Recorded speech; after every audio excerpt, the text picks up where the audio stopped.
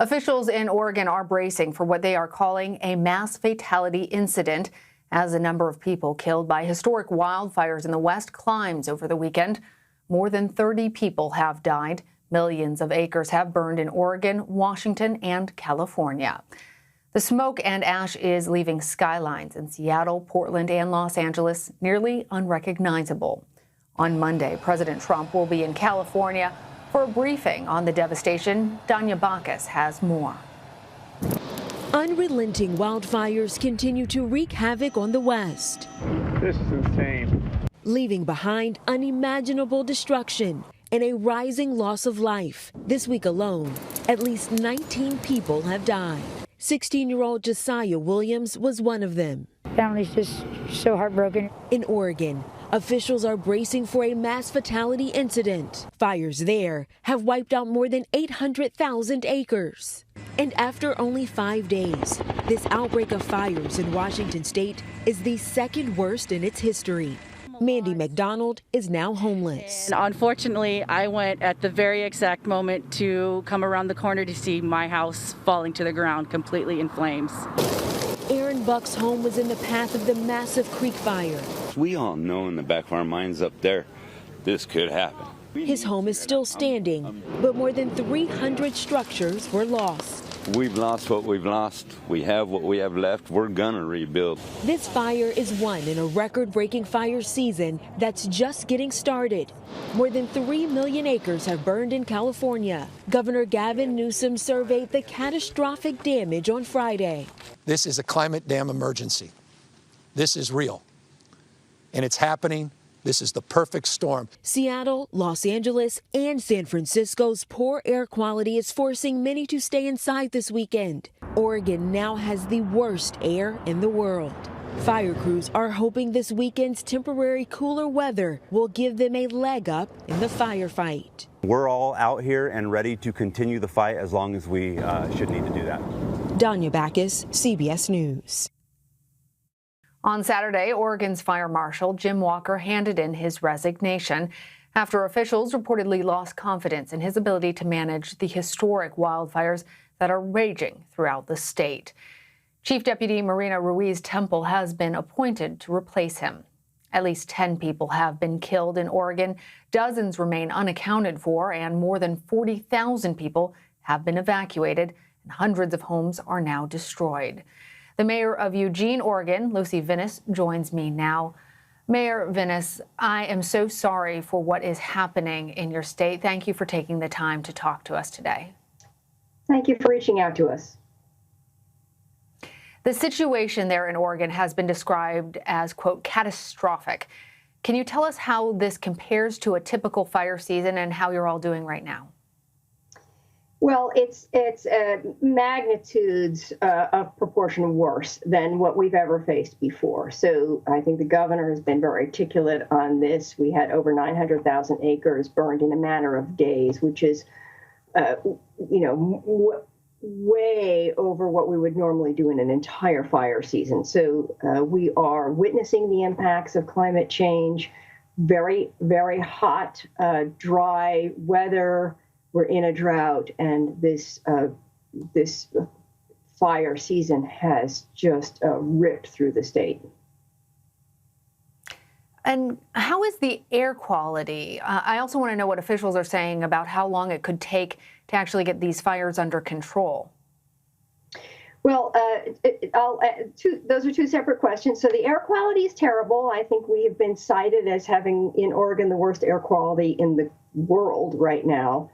We are sitting in Eugene sits in a valley, the Willamette Valley, and we have the Cascade Range where the fires are pouring down through.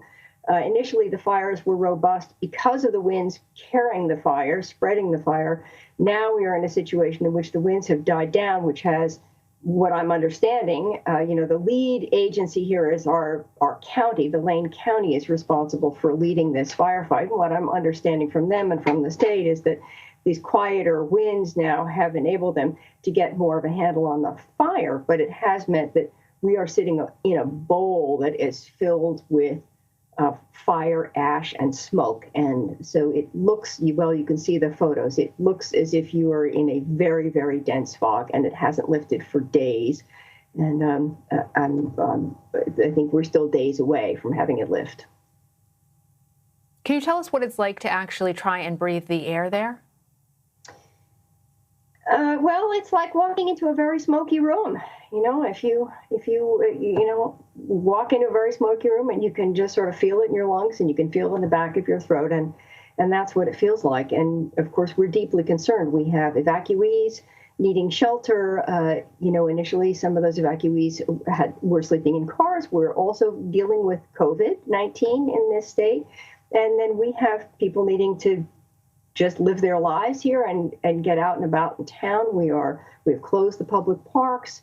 We're encouraging people to stay indoors. We have a homeless population. We're struggling to find safe places for them where there's clear air. So it's on top of COVID, this is, a very overwhelming situation for our community.